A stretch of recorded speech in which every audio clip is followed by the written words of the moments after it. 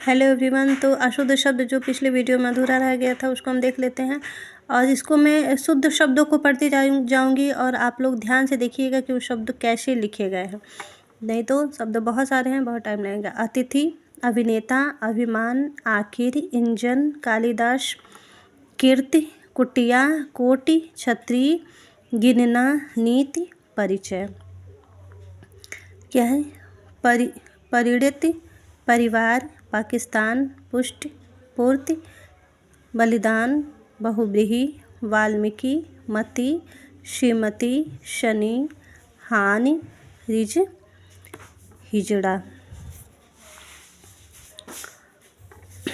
अनुदित, अनुदित में हमेशा क्या होता है? बड़ी ऊ की मात्रा होती है। अनुदित, उद्यम, उष्मा, जरूरत, ये नुक्ते भी जो रहते हैं ना, ये भी अर्थ अगर नहीं रहे तो क्या होता है? वर्तनी के दृष्टि ये अशुद्ध शब्द कहलाते हैं। तूफान, दूसरा, अरुण, उत्थान, गुरु, कुआं, नुपुर, नेहरू, रुई, बधू, सिंदूर, सुई, रुपया, साधु, दोबारा और दुकान। ये सारे वो मात्रा वाले शब्द थे।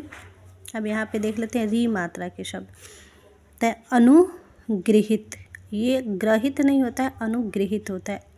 उरीड़ होता है। तृतीय, त्रिकोण, पैतृक, ब्रिटिश, ऋग्वेद, ऋषि, ऋतु, रिद्धि, ऋषि, संग्रहित। संग्रहित भी कई बार आता है और अनुगृहित भी पेपर में हमेशा पूछा जाता है। क्या है ये? ए संबंधी अशुद्धियाँ, ए और ए संबंधी देखिए। एक्ट, कैंटीन, कैंटीन, कैबिनेट, जैसा, टैक्स, स्नेह, स्नेह, पैसा, वैश्या, मटमैला, मैनेजर, मैसूर, सैनिक, दैहिक, वैसा, ऐसा, चाहिए, फेल, फेंकना, भाषाएं, योग्यताएं, वैश्या, वैश्या नहीं होता है, वैश्या होता है। सोना,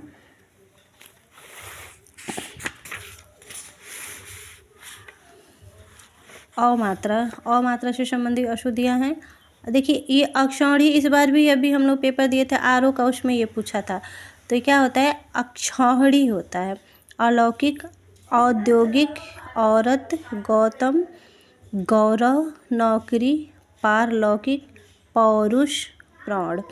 तो और संबंधी ये जितने भी एक एक जो शब्द है बहुत इंपॉर्टेंट है। आप लोग इसको सीरियस बिल्कुल लेके ध्यान से देखिएगा क्योंकि ये हमेशा पूछे जाते हैं पेपर में।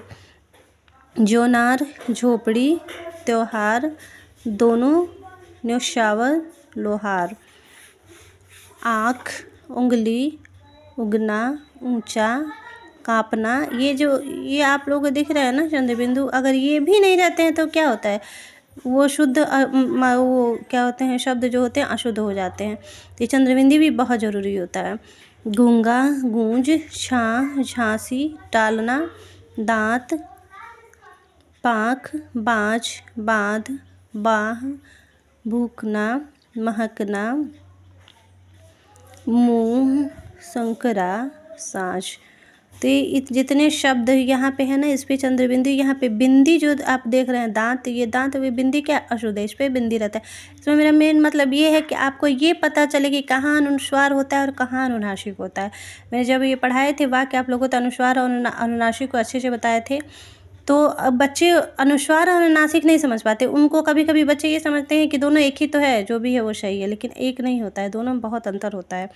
अब देखिए ये कहीं कहीं के अंक पे क्या होता है? ये अनुस्वार होता है तो लोग इसको मान लेते हैं अंक, ये अनुस्वार इसको कहते हैं, इसे अनुनासिक कहते हैं।